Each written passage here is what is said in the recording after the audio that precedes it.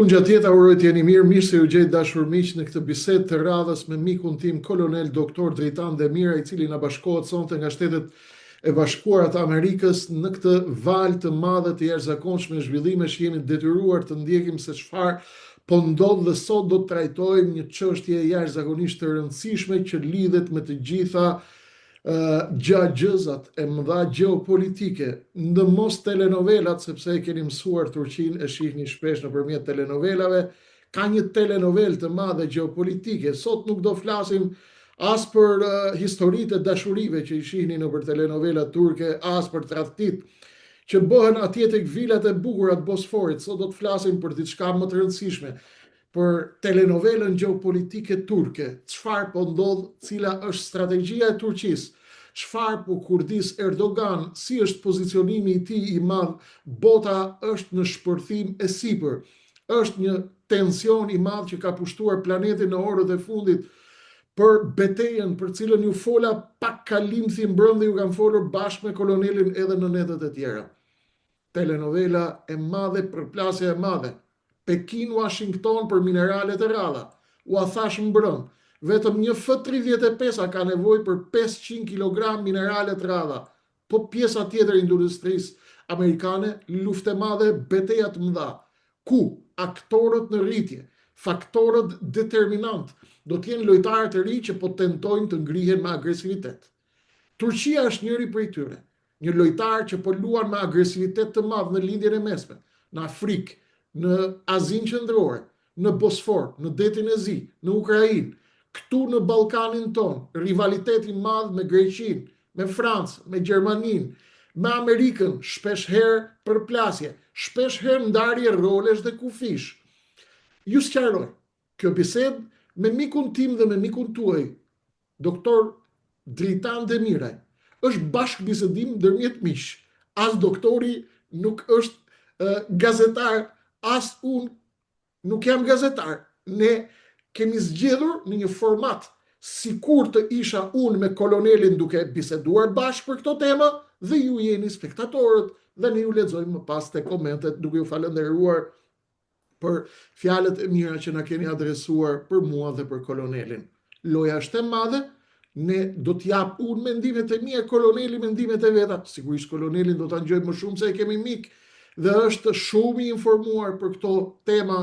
Do të flasim jashtë një formati i cili nuk është dëgjuar nga vesh juaj, sepse kemi gjithmonë ose tifozllëk të madh pro Erdogan ose anti-erdoganizëm, që është turkofobi, e cila buron shpesh edhe nga islamofobia. Dhe ne do të gjejmë një gjuhë gjeopolitike, gjuhë politike që kupton thelbin jashtë teorive, jashtë telenovelave të lavdive të mëdha dhe jashtë telenovelave me dashuri ekstreme. Të jemi konkret, Turqia do të jetë lojtar shumë i rëndësishëm në rajonin e Ballkanit dhe bashkë me kolonelin do të tentojmë të çmontojmë të gjitha këto teza një e nga një. Kolonel, mirë se erdhe. Mirë se u gjeta dhe përpara se të filloj, më jep vetëm 1 minutë t'i shpreh mirënjohjen më të thellë të gjithë ndjekësve të kanalit tuaj, por edhe për mesazhet edhe falënderimet në emër tuaj dhe në emër tim, por në mënyrë të veçantë ju shpreh mirënjohjen dhe këto falënderime nuk bëjnë asgjë tjetër veç se na motivojnë për të qenë edhe më të sinqertë. Në fakt ne kemi qenë sinqert maksimum për t'ju përgjigj pyetjeve tuaja, por edhe për të bërë analiza sa më reale. Faleminderit kolonel, e respektojmë shumë çdo njeri i cili e vlerëson këtë që po bëjmë. Ne në fakt po bëjmë detyrën tonë ndaj kombit, nuk na kanë asnjë borxh, nuk na detyrohen asgjë. Kjo është detyrë që e bëjmë ndaj adheut. Ne nuk pyesim çfarë ka bosh Shqipëria për ne, por çfarë po bëjmë ne për Shqipërinë. Aq sa dim, aq sa mundemi modestisht. Të hym direkt në temë, kolonel. Ç'është kjo Turqia, çfarë po kurdis në terma të përgjithshëm? Po të filloj t'i marrë të gjitha temat, për të gjitha detajet, unë do t'a mbarë gjithë emisionin, por unë t'kam ftu dhe do flasim bashkë. Turqia çfarë po kurdis? Në 52-shin është bërë antare e NATO-s, po luan me Amerikën, po luan me Rusinë, po luan me Kinën, faktor në rajonin e Ballkanit, faktor në Afrikë, faktor në lindjen e mesme, faktor në Eurazi. çfarë po kurdis Erdogani, zoti kolonel, ç'është kjo telenovel gjeopolitike turke, e cila është më pas gjeoekonomi dhe ushtri që po rritet me ritme të shpejta, do t'i shohim dhe në minutat në vijim. Cila është kjo gjagjëze e madhe, kolonel, që njerëzit të jenë të qartë, cili është realiteti i Turqisë, çfarë po gatuhet atje në Bosfor? Sot mendoj është një emision i veçantë për shkak se po flasim për një nga vendet shumë mike të Shqipërisë, por edhe një nga vendet i cili po kalon nga stadi i një fuqie rajonale në një stad më lartë, gjë e cila ka shqetësuar Washingtonin, Moskën dhe Pekinin. Dhe pa diskutim që të tre këto qendra, të tre këto superfuqi e kanë parë që të gjitha po përpiqen me të gjitha format dhe metodat, pavarësisht aleancës të padiskutueshme SHBA-Turqi, që ta tërheqin Erdoganin në oborret e tyre, pra në bashkimet ose në aleancat e tyre.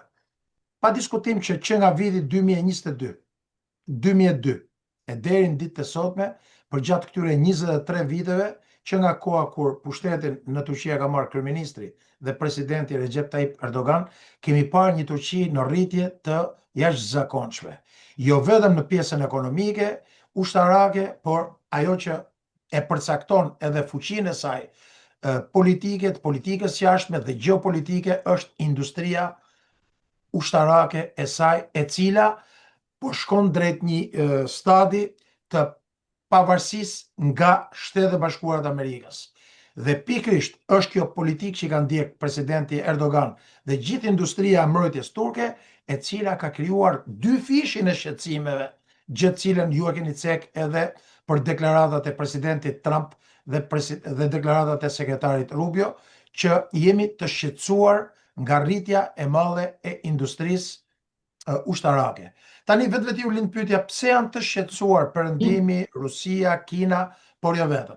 Nga njëra anë kemi objektivin e presidentit Erdogan për krimin e botës turke, një botë e cila ka shtrirje të gjerë në Euroazi, por edhe rritjen e ndikimit të tij jo vetëm në lindjen e mesme, rol të cilin e kemi parë edhe në zgjidhjen e konfliktit në Gaza, por edhe shtrirjen e jashtëzakonshme, përmirësimin e marrëdhënieve me vendet arabe, ftesa për të investuar miliarda dollar nga Arabia Saudite, Katari, Emiratet e Bashkuara dhe vendet e tjera, përfshirë edhe Egjiptin në industrinë ushtarake, për të forcuar sigurinë kombëtare kolektive. Pra shikojmë që kemi një objektiv të pashfaqur për të krijuar një mbrojtje kolektive nën kupolën e industrisë ushtarake turke, dhe nga ana tjetër kemi parë shtrirjen e jashtëzakonshme të Turqisë në Amerikën Jugore, edhe në Shtetet e Bashkuara të Amerikës, por në Amerikën Jugore, në Afrikë, lindjet mesme dhe në mënyrë të veçantë në Azinë Qendrore. Pra të gjitha këto ishin si një element hyrës për atë që ka pyetur ju. Bukur. Duke patur parasysh këtë fakt, kolonel, por edhe dëgjuesit tanë, gjatë një komunikimi me disa profesor në ndonjë konferencë jashtë shtetit ku kemi qenë për këto çështjet e gjeopolitikës, një profesor turk thoshte që raporti i Amerikës me Turqinë është shumë kompleks, por ngjason me raportin e burrit dhe të gruas dhe jo me atë të burrit dhe të dashnores. Që do të thotë, Amerika, tha, me Turqinë janë si burri me gruan, edhe nëse e braktisin shtratin, do të kthehen në darkë dhe do të takohen prapë, do jenë në shtrat, edhe nëse largohen kur ka sherrë mes burrit dhe gruas. Në darkë, thot, do të kthehen në shtrat patjetër, ndërsa të dashurën, ose siç thuhet në zhargon dashnoren, e përdorin burrat dhe lën, sepse i thonë, më fal, jam burri martuar, apo. Kjo deklarat, kolonel, a përputhet me strategjinë dhe gjagjëzën e re gjeopolitike turke? Turqia është ka një bashkëshortësi me Amerikën gjeopolitikisht prej 52-shit kur u bë anëtare e NATO-s, Apo frikrat që po lindin në Washington tek Rubio, tek Trump dhe tek Amerika e thellë në përgjithësi, mund të jenë duke u përgatitur për një divorc të madh me Turqinë? Si ka ndryshuar loja tashmë në epokën e rendit të ri botror? Duke qenë se jemi në një fazë të krijimit një bote multipolare, fazë e cila ka hyrë në fazat e një shpejtësie të pa llogaritshme, pra nga muaj në muaj situatat evolojnë në mënyrë të papritshme, pa diskutim që perëndimi në rast se do ta ruaj, pra kur themi perëndimi themi Shtetet e Bashkuara të Amerikës, se Bashkimin Evropian nuk e vën listë askush. Shtetet e Bashkuara të Amerikës në rast se duhet të vazhdojnë ta drejtojnë botën, dhe sigurisht kjo është dëshira jonë, duhet që patjetër të kenë mbrapa Turqinë. Por nga ana tjetër kemi parë që të gjitha avancimet, të gjitha reformat që kanë ndodhur në Republikën e Turqisë dhe pavarësia strategjike, pra politika jashtme e pavarësisë strategjike që ndjek Erdogani, pra duke mos qenë i varur nga asnjë fuqi, nga asnjë aleancë, sepse siç e ka deklaruar, interesi numër 1 për Republikën e Turqisë është interesi ekonomik i Republikës tonë, forcimi i saj dhe fuqizimi i saj i mëtejshëm për të krijuar, për të gjetur dhe ajo vendin e vet në këtë rend të ri botror. Kemi parë që përgjatë që nga 52-shi deri në 74-ën, Shtetet e Bashkuara të Amerikës në rastin e pushtimit të ishullit të Qipros e vënë në vazhdimsi gjatë gjithë rasteve tjera, deri përfshi këtu edhe në operacionet e fundit të ndërhyrjes së 16-ës, 17-ës, 19-ës në Siri, në operacionin Eufrati Shield, Olive Branch dhe Peace Spring. Në të gjitha rastet, Shtetet e Bashkuara të Amerikës janë përpjekur ta bllokojnë Turqinë nëpërmjet përdorimit të industrisë ushtarake, pra nëpërmjet sanksioneve, nëpërmjet pengimit të vazhdimit të suportit të mbështetjes, pasi e gjithë industria, e gjithë teknologjia ushtarake në tokë, në det dhe në ajër ka qenë bazuar mbi teknologjinë amerikane.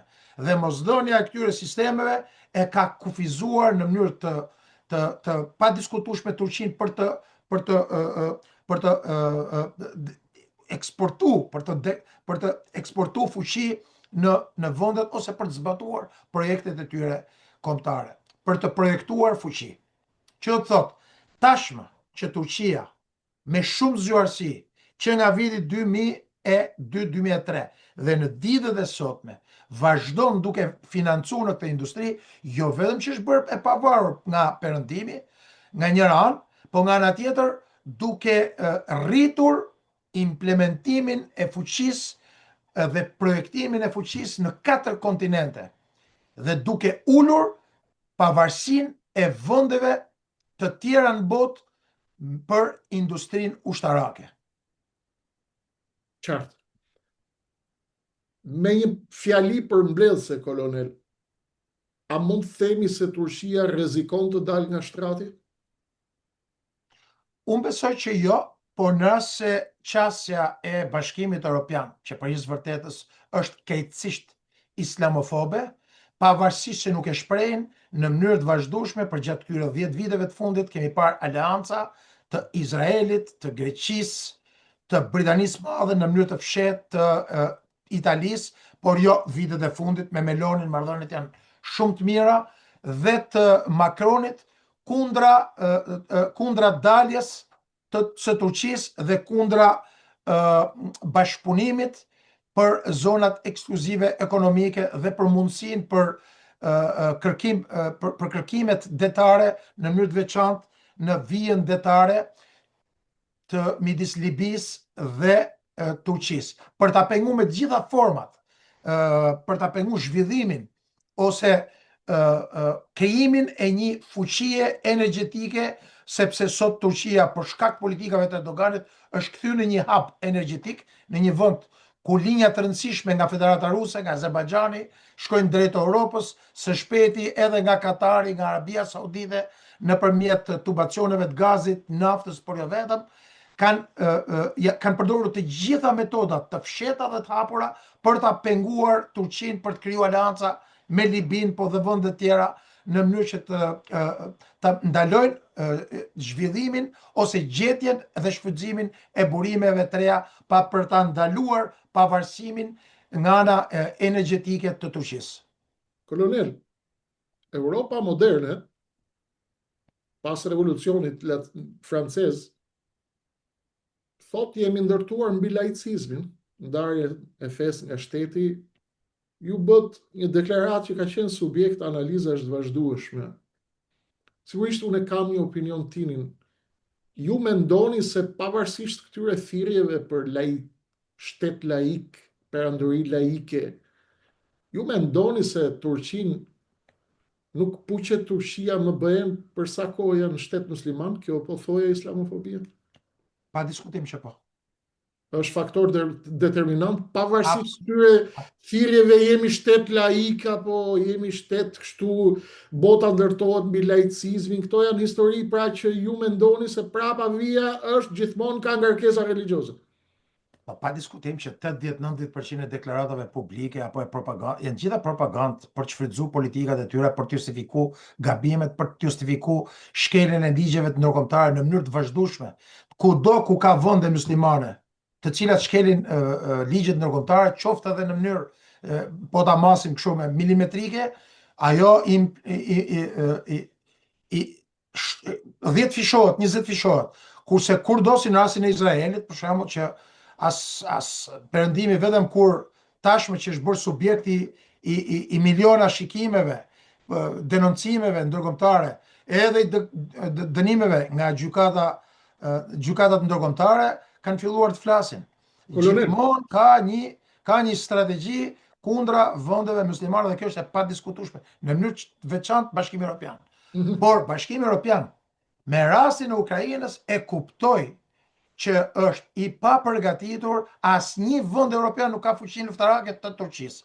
Pavarësisht se brenda saj gjenden dy fuqi luftarake, siç është Britania e Madhe, Franca, të cilat për vërtetës kanë teknologji shumë zhvilluar ushtarake, por nuk kanë fuqi për ta projektuar këtë fuqi, sepse nuk kanë numrin e ushtarëve dhe nuk kanë sasinë e mjeteve dhe të sistemeve luftarake për ta projektuar këtë fuqi, për shembull në Rusi. Dhe pa diskutim në këtë këndvështrim ju duhet Turqia, së pari për shkak të pozicionit gjeografik, së dyti për shkak të fuqisë saj luftarake dhe së treti për shkak të pavarësisë. Tashmë Turqia nuk ka më nevojë për to. Kanë vendet e tjera, janë rreth 47 vende, të cilat sot kanë nevojë për teknologjinë ushtarake turke.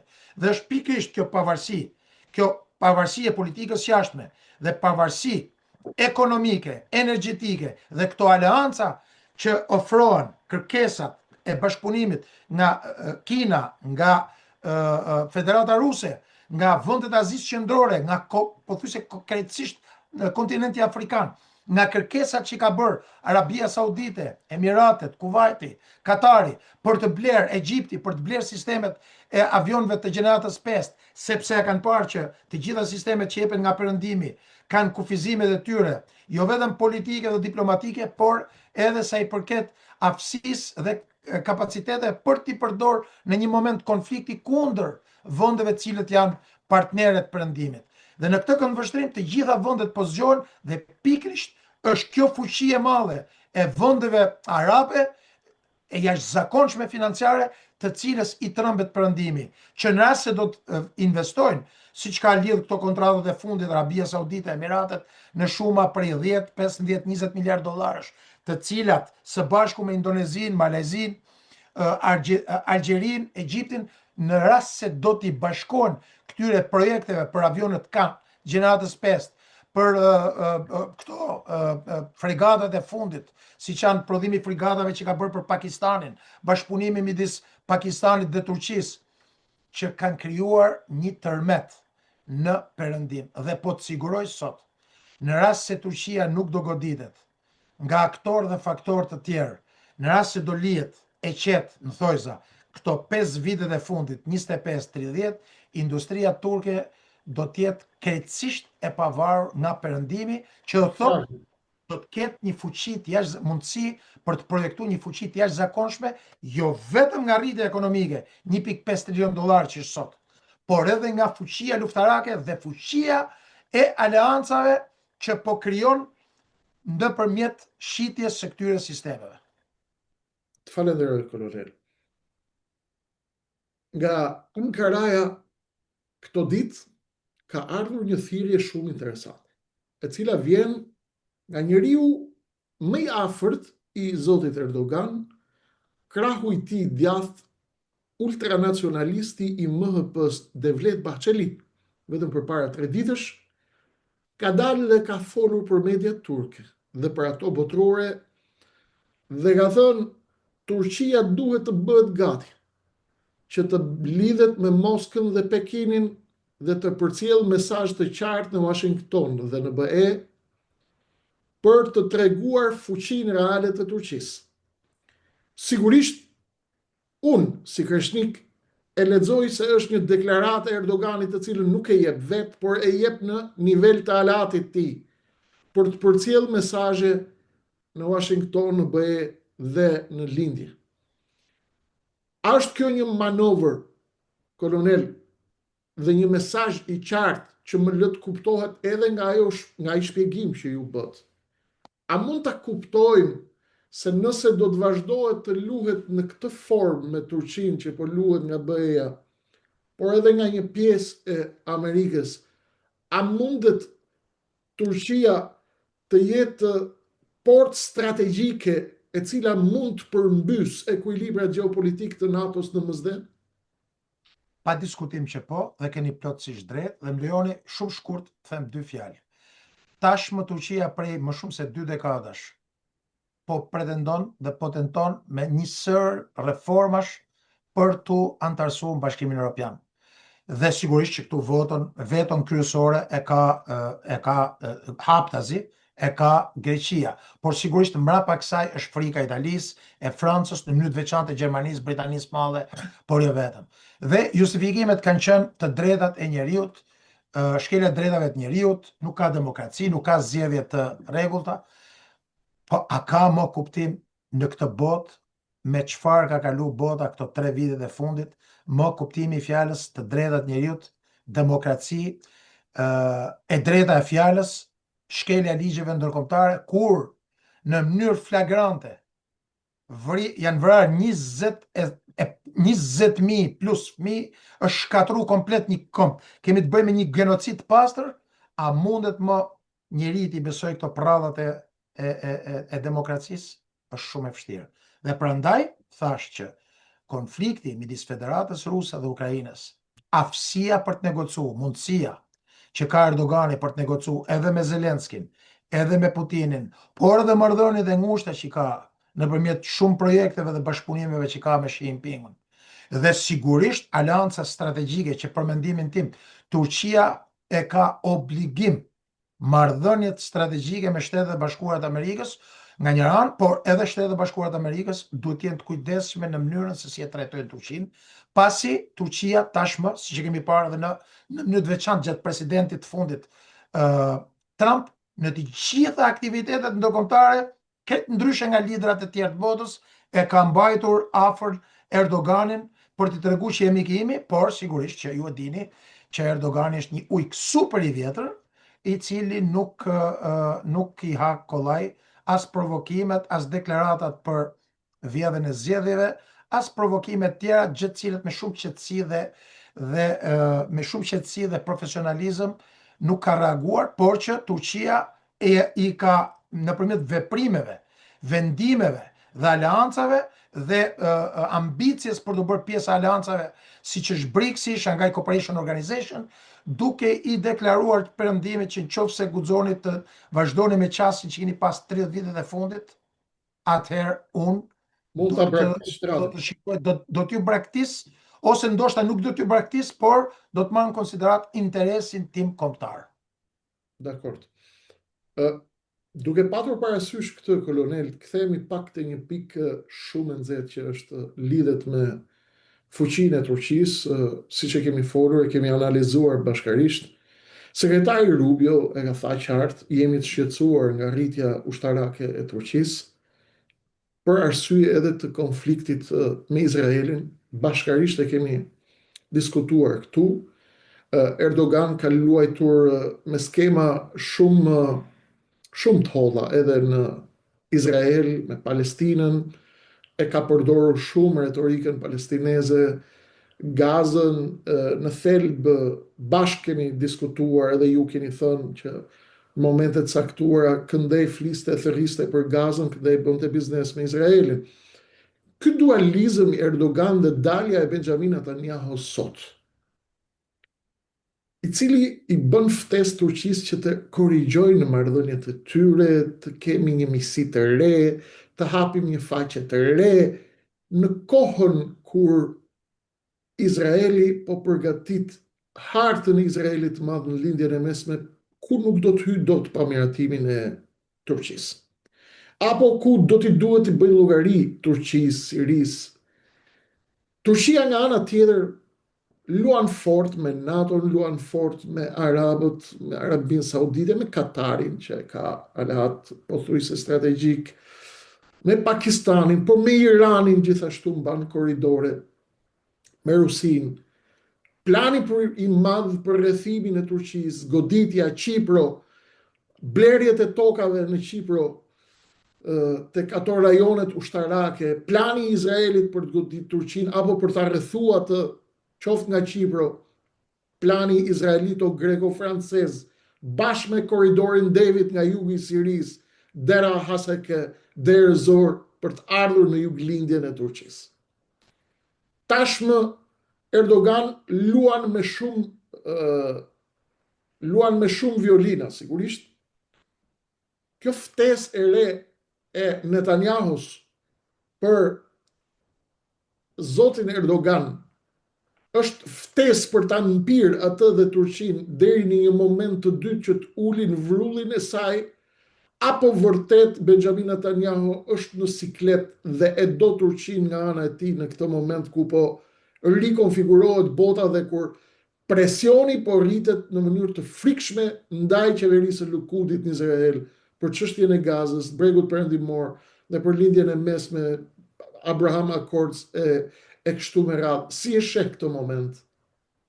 Pa diskutim që kjo e dyta, për shkak se Erdogani e them me shumë keqardhje, Izraeli sot është më i pasigurt se asnjëherë në historinë e tij.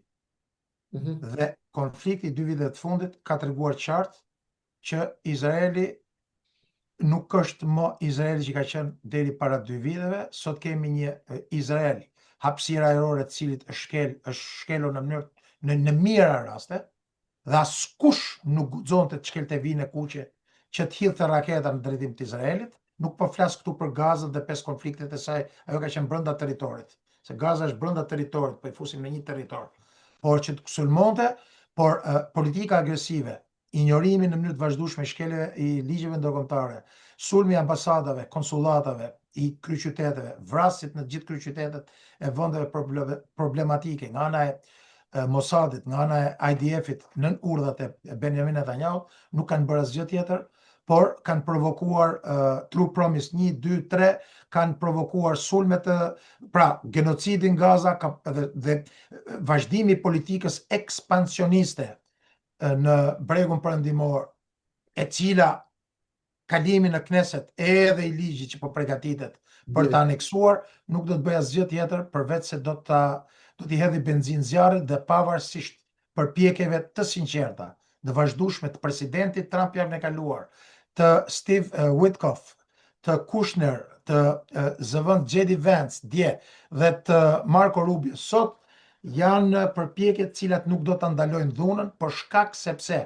vazhdimi i aneksimit dhe pushtimi nuk do të prodhojë gjë tjetër përveç se dhunë nga qytetarët nga palestinezët. Nga një anë dhe nga ana tjetër, unë e shikoj shumë të friksuar kryeministin Netanyahu për shkak se është e pamundur kreshnik që Turqia, pra nëpërmjet deklaratave falso, Izraeli dhe Netanyahu nëpërmjet edhe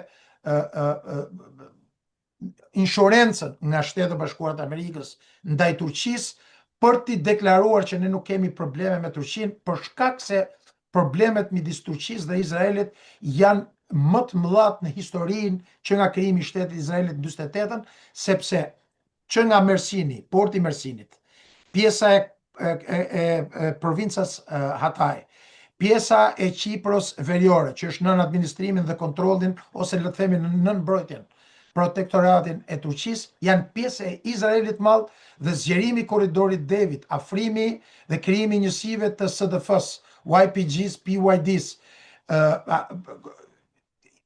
projektimi i fuqisë në kufit e Turqisë nga Izraeli nëpërmjet Sirisë, Irakut dhe në zonat kufitare nga Azerbajxhani dhe nga zonat kufitare të Iranit nuk krijojnë kushte dhe nuk na bëjnë optimist që të ketë një qetësim midis tyre. Nga një anë dhe nga ana tjetër kemi një friksim, një tmerrim do të thoya të Izraelit dhe të vendeve që e mbështesin për shkak të rritjes së fuqisë ushtarake të Turqisë, e cila po prodhon armë të jashtëzakonisht fuqishme dhe tashmë arabët e kanë kuptuar që nuk duhet t'i shpenzojnë parat në vende të tjera, por duhet t'i shpenzojnë, siç ka thënë Erdogani, hajde të krijojmë industrinë ushtarake muslimane që t'jemi të pavarur nga asnjë dhe ne së bashku të krijojmë të implementojmë një fuqi.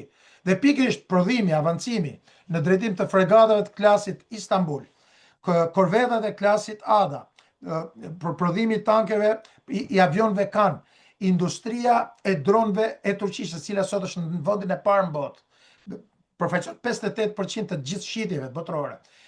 Projektet e ndryshme të tankut, të prodhimi i aeroplanmajtëses, tashmë që ka filluar prodhimi i aeroplanmajtëse. Imagjinoje, Turqia blinte armë dhe fishek në Amerikë para 20 viteve.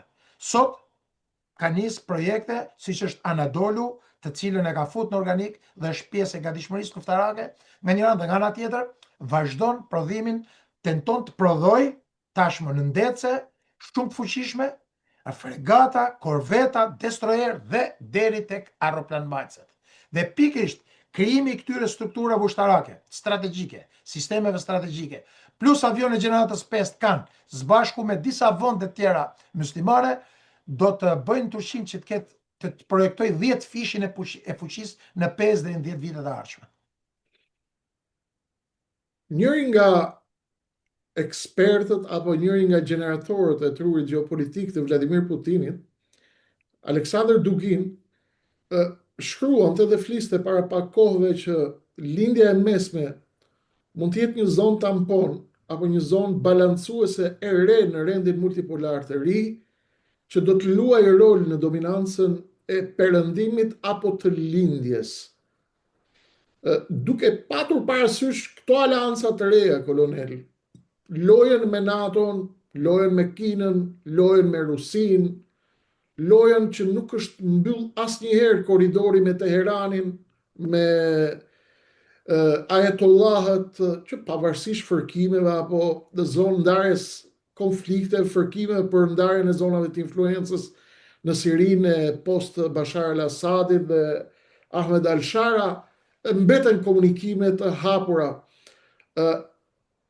Përpjekja e Arabisë Saudite për të lidhur këto marrëveshjet e reja të sigurisë, qoftë me Pakistanin apo hapja edhe derës Iranit për të krijuar sisteme të reja sigurie apo garanci të reja. A mendoni dhe ju, kolonel, se lindja e mesme mund të jetë një zonë tampon apo një zonë determinante në përcaktimin e ardhshëm të lojës së re botërore në përplasjen mes SBA-ve dhe Rusisë, dhe a mendoni se kjo zonë në qoftë se arrin të gjej pikat e saj të përbashkëta, sepse ne e dim dhe kemi të qartë që jo të gjithë lojtarët, pavarësisht dëshirave të mëdha, nuk kanë agjendat njëjta. Për shembull, Erdogan ka qenë hasmi më i madh i Abdul Fattah Sisit në Egjipt për arsye të lidhjes së tij dhe të aleancës së tij me vllazërinë muslimane të Muhammed al-Mursit, që e përzuri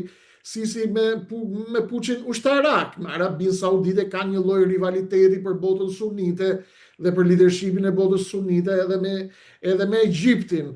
Me sa duket edhe vllazëria muslimane kanë heshtur, qoftë nëpërmjet Hamasit apo nëpërmjet leadershipit politik, dhe e kanë rishikuar këtë marrëdhënie e Erdoganit me Sisin, me Kairon, me Arabinë Saudite, për llogari të një loje të madhe, por duket qartë, kolonel, që Teherani, Ankaraja, Egjipti, Kairo, Arabia Saudite, vendet e gjithë, jo gjithmonë kanë të njëjtën agjendë.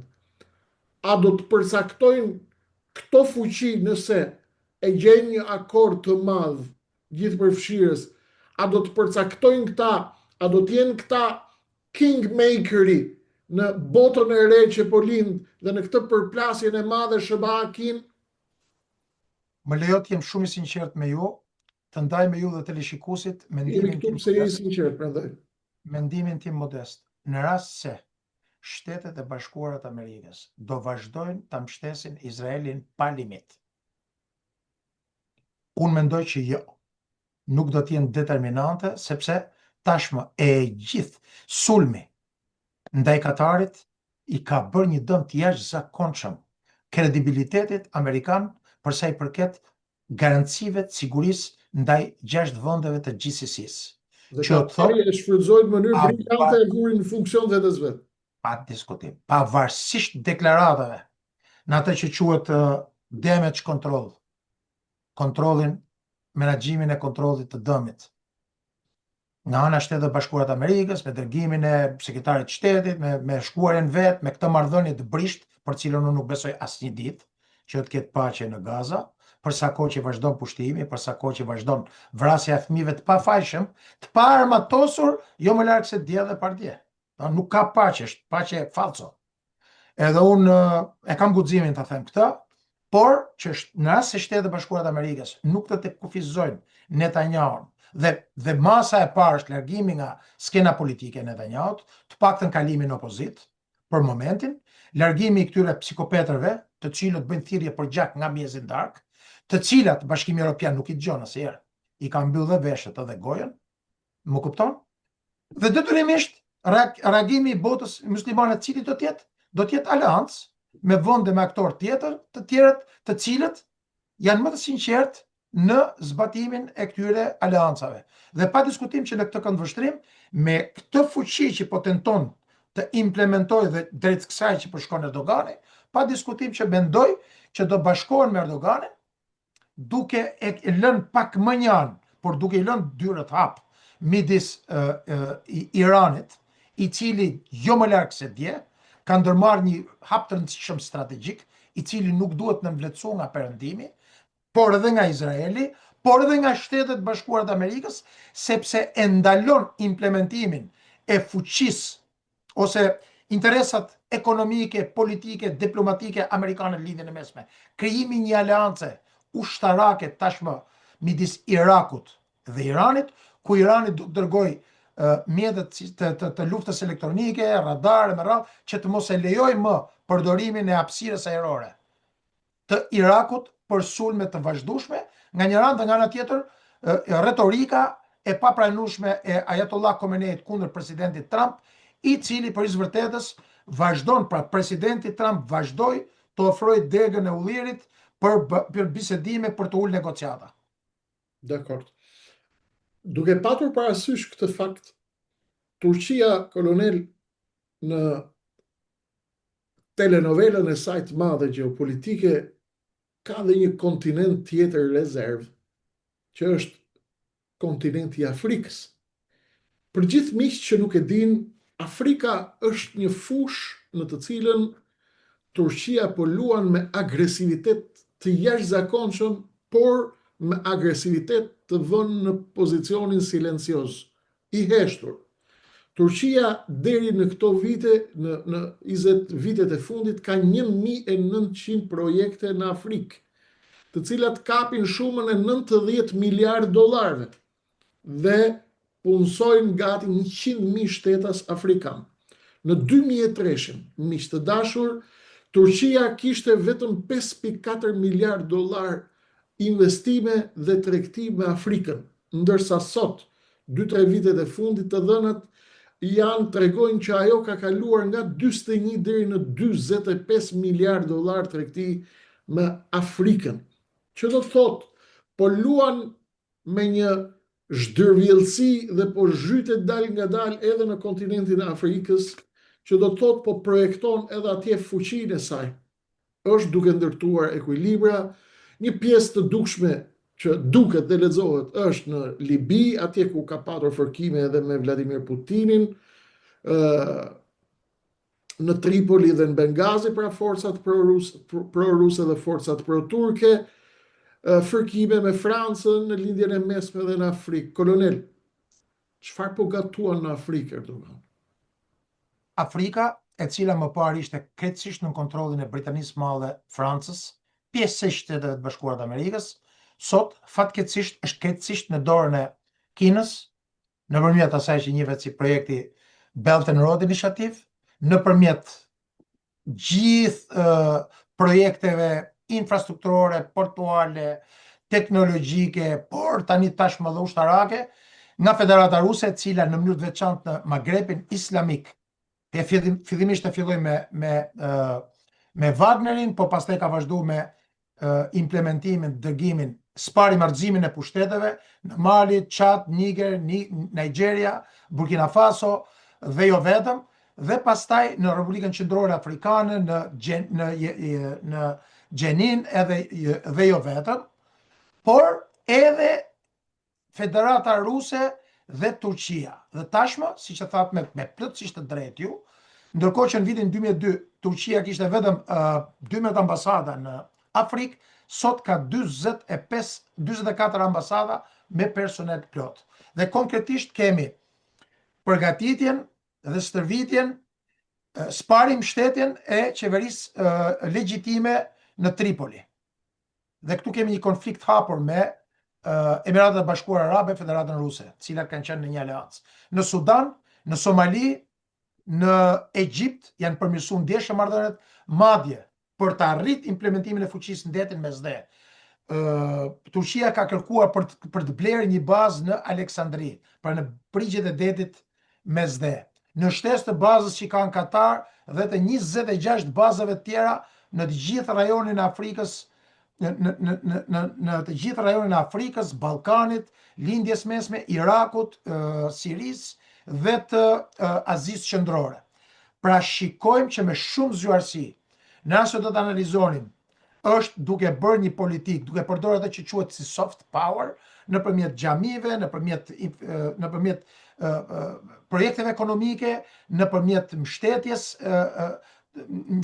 në fushën e sigurisë, por që sot tashmë është fut thellësisht në Etiopi, në Kenya, në Sudan, në Egjipt, në Algjeri, në Libi dhe në një pjesë, këto janë kryesisht këto vendet kryesore, ku është fut edhe me sistemet ushtarake. Që do të thotë, në momentin që futet me sisteme ushtarake, fillon e zgjeron territorin, fillon projektet infrastrukturore dhe në raport me perëndimin, projektet infrastrukturore të Kinës dhe të Turqisë kanë qenë shumë herë më të lira dhe kanë qenë më përfituese për vendet e Afrikës.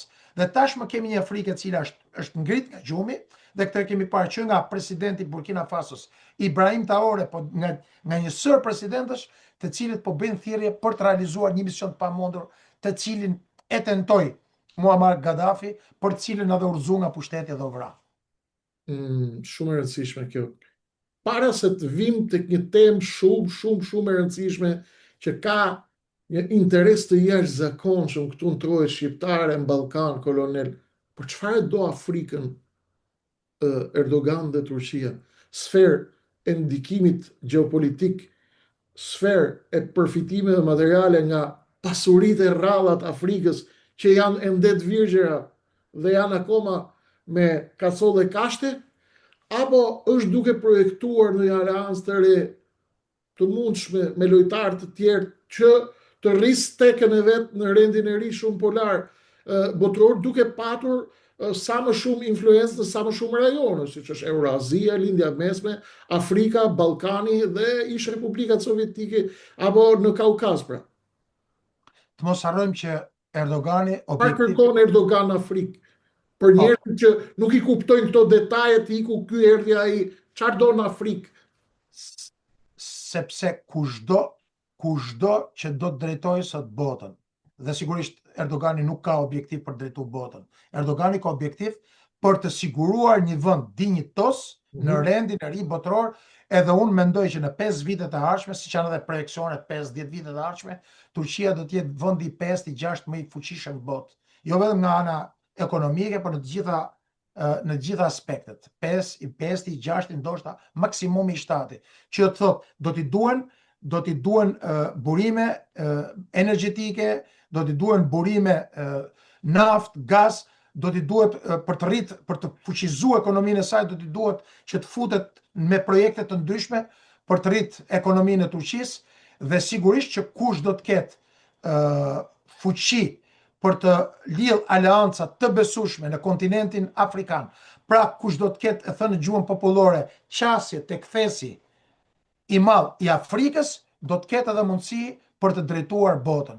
Dhe fatkeqësisht, siç kemi parë rastin e Britanisë Madhe dhe të Francës, të cilët janë 2 vende aleate të tona, të Shqipërisë, ato janë larguar, janë nxjerr me shkelma përjashta për shkak se politika, për shembull që ka ndjek Franca në vendet e Magrebit islamik, ose në ato që quhet vendet e Sahelit, nuk ka bërë asgjë tjetër vetëm merrte miliarda dhe investonte vetëm disa qindra mijë dollar. Dhe tashmë të gjithë liderët e edukuar në perëndim të Afrikës janë duke parë alternativa tjera dhe fatkeqësisht janë përqendruar tek Kina dhe tek Federata Ruse. Do të duhej një ndryshim i menjëhershëm i politikës, mendoj unë, amerikane, që Amerika në mënyrë që të ruaj këtë monopolin, dhe që duhet ta ruaj monopolin, të paktën edhe në shekullin përgjatë gjithë shekullit 21, do të duhet të ndryshojë politikat e saj në raport me vendet e Afrikës. Dhe Erdogani në këtë këndvështrim është treguar shumë i zgjuar. A ka më fuqi Amerika, kolonel, ndryshoj? Pa diskutim që ka fuqi të pa Ka imagjinueshme. energji të mëdha atje, Ka energji, ka fuqi të pa diskutueshme. Kur e hap gojën presidenti Trump, e ke parë që të gjithë lolët e Europës shkojnë me vrap, po edhe lolët e vendeve të tjera përpiqen që të zënë një vend të fotografia. Ka mundësi, por mendoj që ka shumë pika të politikës jashtme për të korrigjuar në mënyrë që ta mbaj këtë monopol dhe ta përforcoj dhe më tej në të ardhmen.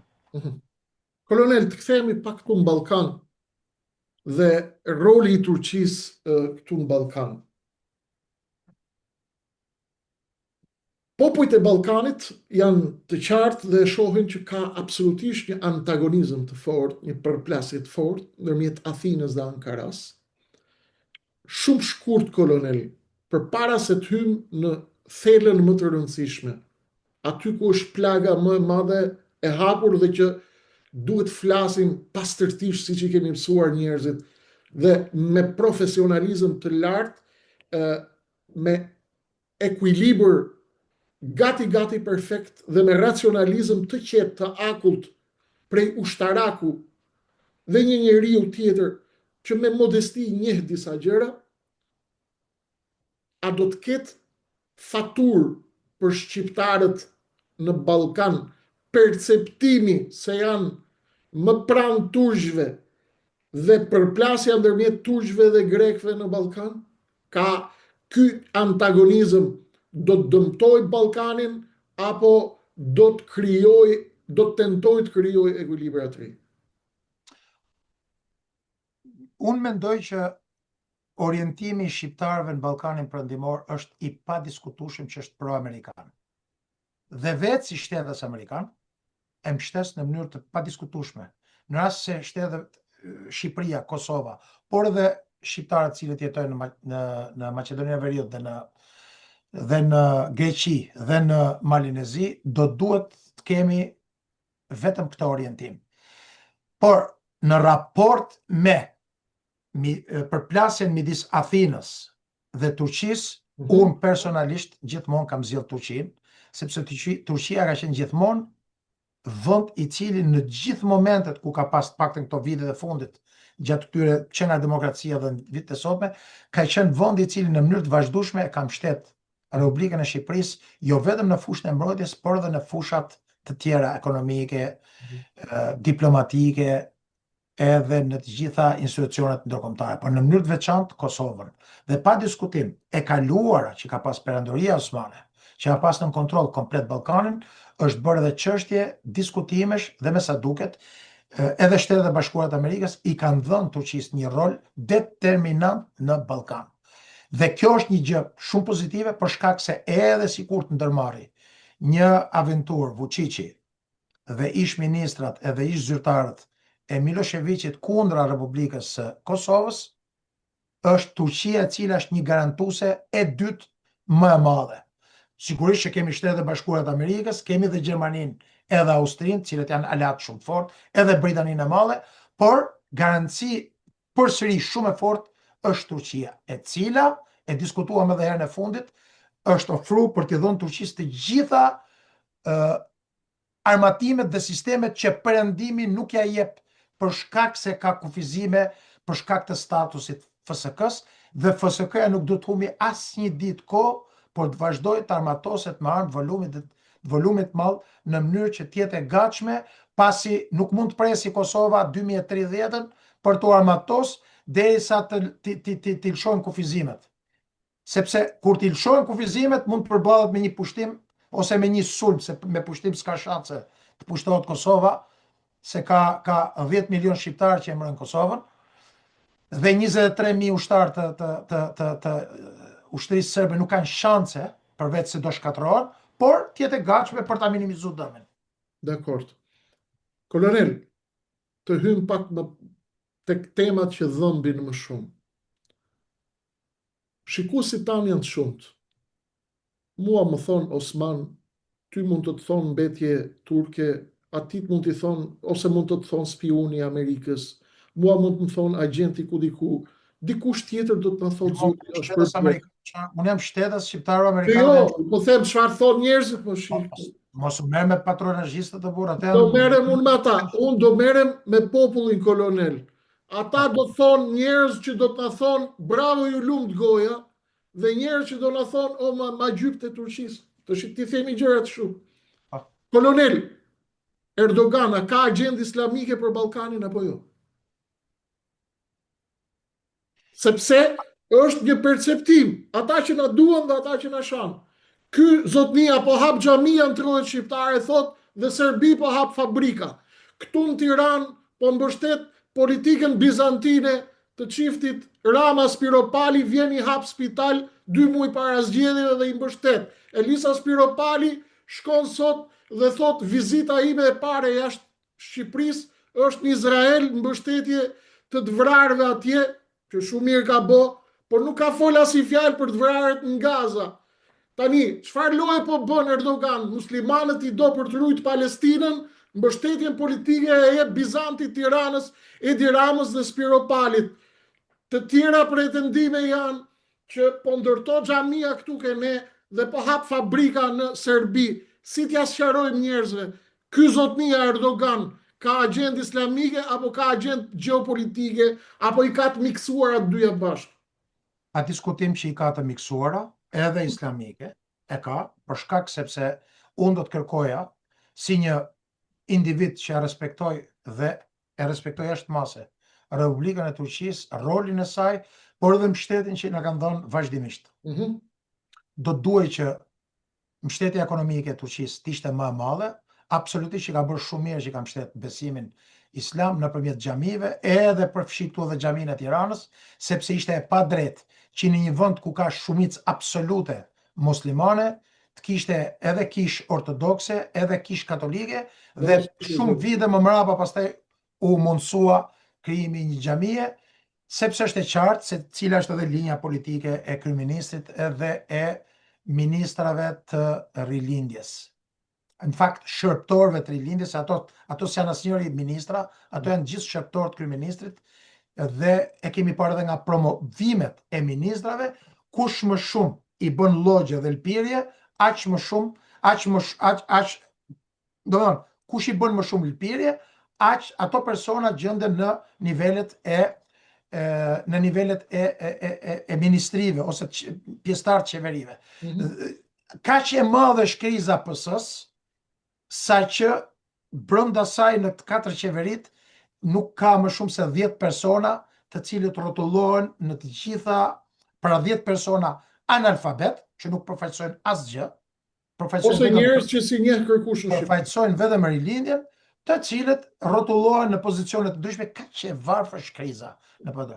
Kështu që për t'ju përgjigj pyetjes tuaj, kjo është një politik që nuk i shërben as pak vendit ton, por do të doja që Erdogani, pra e kisha fjalën për vizitat e Spiropalit apo vizitat e ministrave të tjerë që ka qeveria Rama, do të doja që personalisht Turqia të kishte investime më të mëdha ekonomike, që mos të kishte dyshime për sa i përket kësaj, që me plotësisht të drejtë ju e thatë.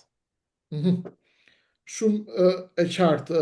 Unë gjithmonë, kolonel, jam përpjekur të jem sa më racional që të jetë mundur dhe pas një diskutim kjo dritare mediatike do të përdoret për të qenë zë i të gjithë atyre që kanë zë edhe kur na shajnë, edhe kur janë kundër nesh. Do të ngrem shqetësimet e të gjithëve, sepse unë besoj që ne këtu në Shqipëri jemi vëllezër, ashtu siç beson dhe ti, musliman, ortodoks, katolik, por po bëhet një lloj pisët, kolonel, shumë në rogoz, po investohen lëvizje, jo t'i kthejmë shqiptarët në fenë të parëve, atje në Kosovë, lëvizja Deçanit, jo Erdogani ka agenda islamike, jo Serbia kështu, jo... Pra, t'i flasim gjërat ashtu siç është, duke qenë që zoti Erdogan ka një politik mikse këtu. Dhe mua, ndonjë zyrtar turk që kam njohur vite me radhë, më ka thonë, ne nuk mbështesim as Edi Ramën, as rilindjen, ne mbështesim çdo që është në pushtet. Sepse jemi shteti i madh, thot, dhe do kemi marrëveshje me Ramën, siç kemi pas me Berishën, siç kemi pas me Nanon, siç kemi pas me të gjithë. Duket qartë që qeveria bizantine e rilindjes me treshën kyçe që drejton politikën shqiptare në 3 postet më të rëndësishme të Shqipërisë. Dhe ne jemi vendi unikal në planet, kolonel, që shquhet për harmoni dhe vllazëri fetare, për harmoni fetare të shquar, e me gjitha të thonë, Erdogan po vjen me agenda islamike, ndërkohë ky është një vend, siç e thatë, me shumicë muslimane, dhe nuk ndodh në asnjë vend në planet që një vend me shumicë muslimane të ketë kryeministrin ortodoks, kryetarin e parlamentit ortodoks, ministrin e jashtme ortodoks. Dhe ministrin e mbrojtjes ortodoks. Dhe ministrin e mbrojtjes ortodoks. 4 postet kyçe të shtetit. Sa vetëm 4 janë gjithë, s'ka asnjë. Po flas për këto quhen postet që rri shtetin këmbë, postet e sigurisë kombëtare, postet e orientimit strategjik. Po Rama, xhamit dhe imamët i ka vetëm për total me tomë. Pra po them unë tani sepse këtu kanë dhe i ka vetëm ato me shamia, vetëm për Rama kap shamiat edhe mjekrat, edhe imamllarët e xhamive disa që janë shit me i ka bler gjithë.